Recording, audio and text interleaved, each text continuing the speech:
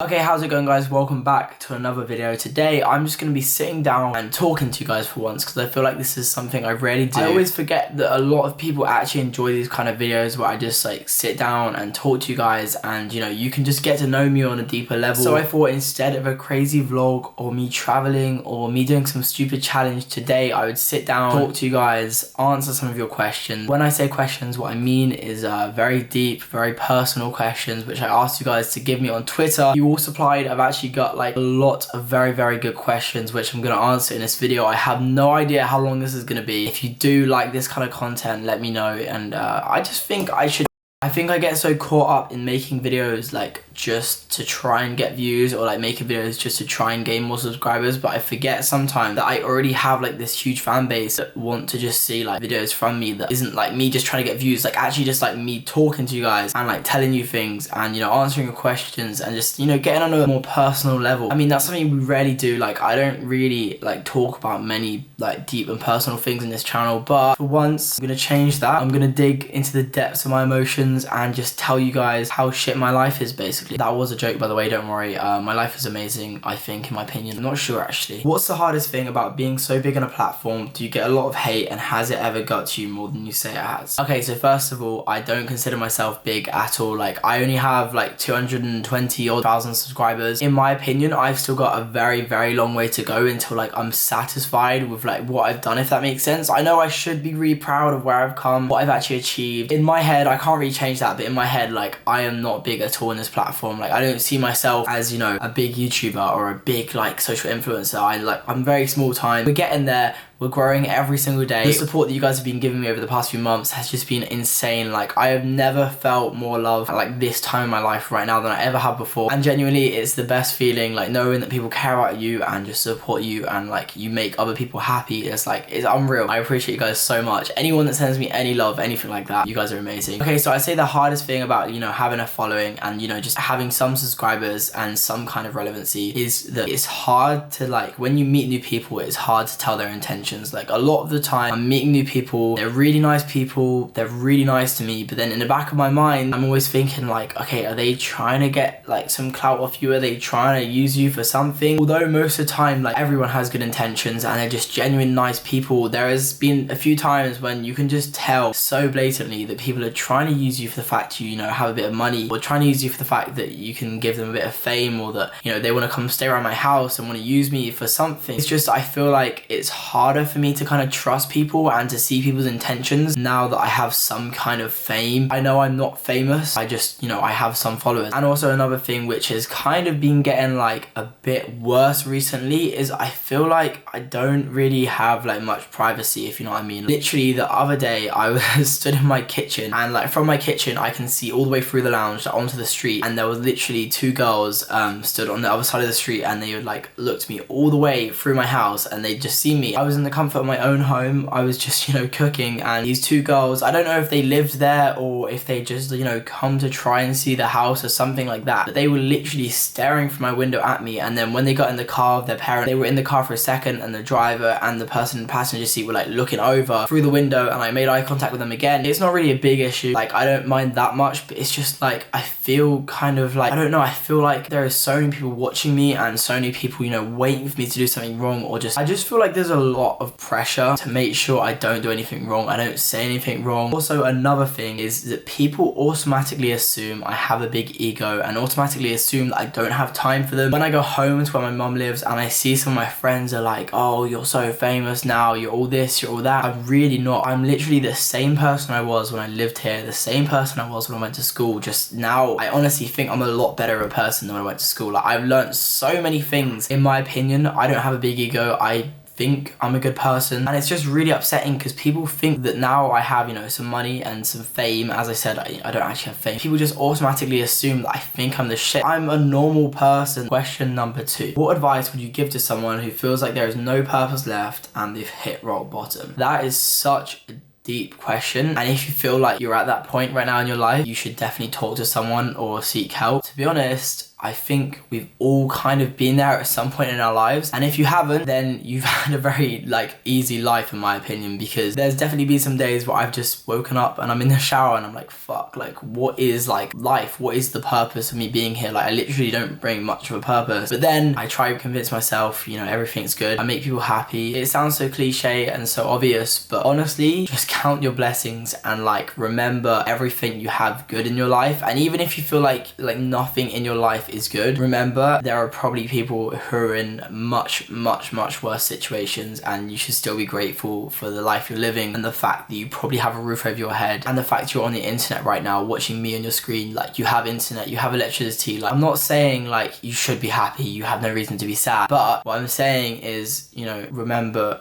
how lucky you are. And you know, if you do feel like your life is just shit, try find the good in everything. That helps so much in any situation, not just like in that circumstance, but just always try to find the good in everything and everyone. Other than that, I don't really know. If you feel like you have no purpose, then you're wrong. Everybody in this world has a purpose, no matter how small, how big. Your purpose could literally be that you make your parents happy, and that's it. How are you really feeling right now? Right now, in this exact moment, whilst I'm filming this video, you know, while you're watching me right now, I feel pretty good. I would say I'm at quite a high right now, but saying that, in 2 or 3 days I could be at a low again, which I feel like is something which happens with me a lot. One day I'll be on top of the world, happy as anything, and then a few days later I can literally be at the lowest of lows again. And I don't know why. I'm sure a lot of you guys feel that as well, but it's just so many things, like so many variables differ my life on a day-to-day basis. But yeah, to make that answer short, right now I'm good. Okay, so this question is a little less deep, and it is, who do you have the most beef with in the social climbers? I wouldn't say there's one person I have the most beef with. The person I've had the most beef with has definitely been Kami, but if anything, he is one of my best friends from the social climbers. And the reason why we've had the most beef is because we're so honest with each other and we always tell each other how we feel. I feel like if either of us take things too far in an argument, for example, we then end up having an argument about it and we just tell each other how we feel, and because of that we've become so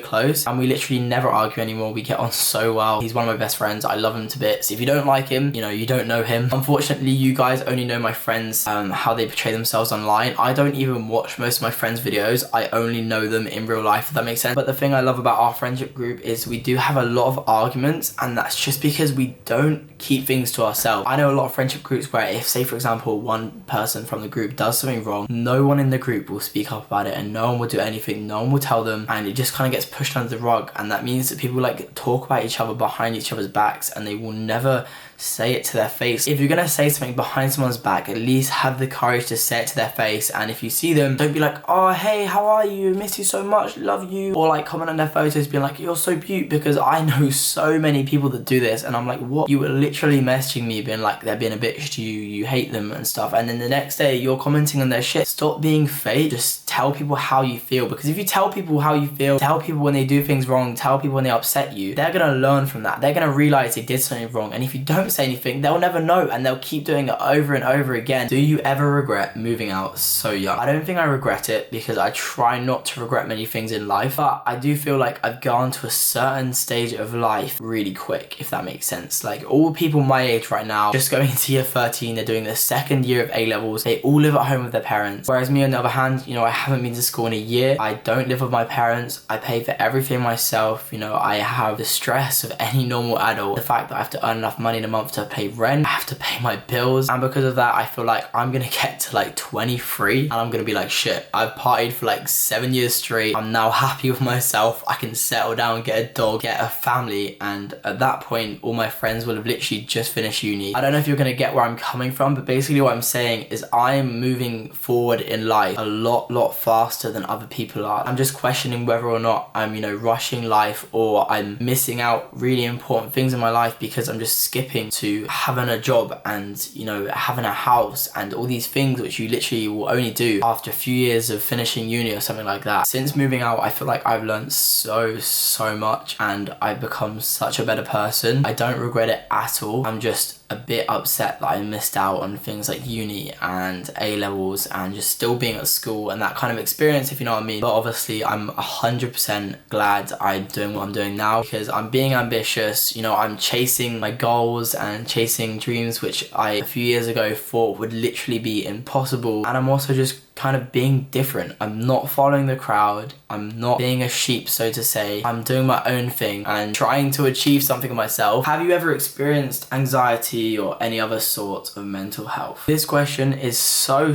hard to answer, because even if I had experienced something like anxiety or depression, I would feel too guilty to say if I did, if that makes sense. Because how do you actually know if you're going through it? Like, even if I was the lowest of the low I've ever been in my life and I felt so shit, I'd be like to myself, Ben, you can't be feeling like this. You live this life, you have this many things, you know, you're this lucky. You don't have any right to be upset in any way, shape or form. There are so many people who have everything harder than you. They don't get to do the things you get to do, and yet you're here crying about something so small. And the dumbest thing is, I tell myself all those things, but they shouldn't be a factor whatsoever. The one major thing I've learned from having money and, you know, followers, fame, if you guys want to say whatever, is the fact that no matter how amazing your life is, the opportunities you have, the experiences you do, you know, how much money you have, how many followers you have, how many people come up to you in the street and ask for photos, none of them are relevant whatsoever. They don't increase your happiness levels. Many rich and famous people have taken their lives because they feel so shit, and like obviously other people have as well, but that just proves that nothing can buy your happiness. Even if you're sat there in your room, in your house in London, for example, like me, and I know I have all these people, all these friends, all these assets, this YouTube channel, all these people supporting me, I'm still lying there being like, I'm not happy, if that makes sense. I'm fine now, but I have been in that situation where I've just been sat there being like, what is the point? And it's just taught me that nothing in the world can buy your happiness. I'm lucky enough that I'm surrounded by amazing people. My family are the best in the world. Mum, my dad, my brother are amazing. I couldn't ask for a better family, and even when I've been in pretty shit situations and I felt very low, there's always been people there to help me, support me, and just every day ask me if I'm okay. And I know a lot of you guys out there and a lot of people in the world don't have amazing families, and they don't have amazing friends, and they've got no one to help them. And that's why I tell myself that I'm not allowed to be upset. I can't be upset because I'm in too lucky of a situation and there's people worse off than me. But, you know, obviously I am allowed to not be okay, but I'm good. I'm not complaining because, as I said, I have an amazing life. Everything is fine. I told you guys that one was gonna get deep. I didn't realize it was gonna get that deep. But next question is a little less deep. Have you ever had feelings for Millie T? Okay, so the answer to that right off the bat is no. I have never had feelings for Millie T in that sort of way. Most of the time, she is genuinely the most amazing person I know. No one in the world understands me as well as her. I understand her so well. We get along so well. I think we've had 1 or 2 arguments in our lives, and the weird thing is, when I first met her, we didn't like get along like that well. We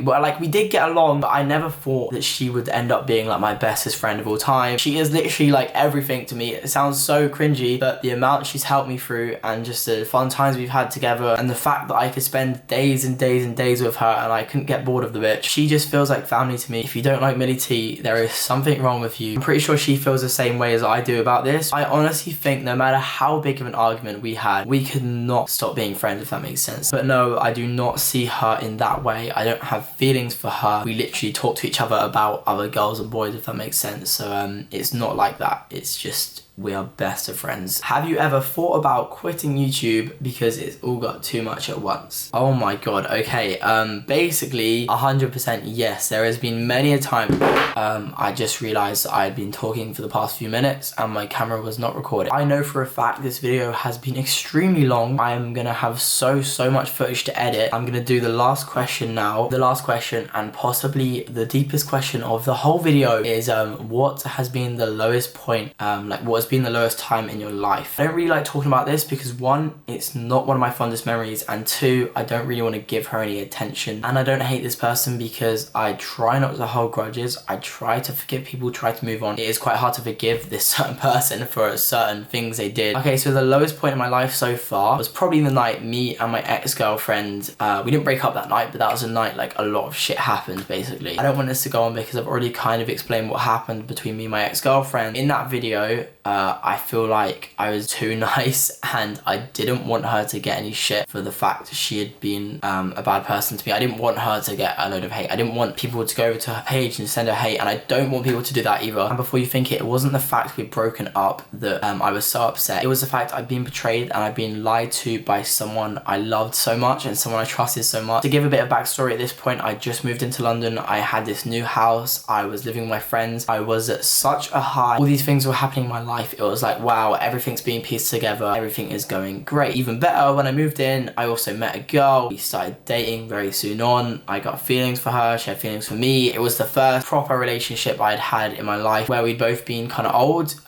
There was no parents really involved in a relationship, so she could freely come over to mine. There wasn't many restrictions on our relationship, if that makes sense. It was just down to us and we could do what we wanted, which was nice. It was like, wow, I'm suddenly officially an adult. I live by myself and I have a girlfriend. I also feel like the time I'd been with her, I had been the best person I'd ever been. Like, I had bettered myself so much. I feel like I've become a good, nice person, and that made the situation even more fucked up because it was like, why the fuck do I deserve this? Like, what have I done to deserve what she did to me? And I'm not gonna say she didn't cheat on me. I've said this a million times. There was just a lot of lies, and being lied to someone you love so much and you trusted so much is not nice at all. And spending so much time trying to make someone happy and trying to make someone love themselves and trying, you know, just putting everything you have into this person. And for any of you guys that are thinking or are planning on commenting being like, wow, the worst thing you've ever been through in your life is a breakup? Shit, you've had your life easy. No, that is not what I'm saying. The breakup is not the thing which made me upset. Obviously, I was very upset about that, but it was the fact I've been lied to over and over and over again while I was literally breaking down in front of them, and they knew I knew the truth, and I was saying I knew the truth, and I had evidence about the truth. It was like, fuck, this person can tell you they love you whilst lying to your face about something which they knew I knew the truth about. That really fucked me up, and I think it put me in a really bad place for quite a while. Obviously, I'm out of that now. I really don't hate her, and the fact I'm getting upset now is not because I'm not with her. It's not because she isn't mine anymore. It's the fact that I've now realised my judgment is clearly so bad because I thought she was a really good person. And the thing is, now I find it really hard to find someone and be like, oh, I really like them, because I don't know if my judgment's really bad now. Also, if you're watching, please could I have my hoodie back and I'll give you your scarf back. So yeah, that was actually a very deep, a very personal Q&A. Hopefully you guys know a bit more about me, understand how I perceive the world and life a bit better. As always, I love you guys so much. I'm very grateful that I'm in this position right now, and I can't thank you guys enough. New video out very soon, hopefully. I don't really know what else to say. Goodbye.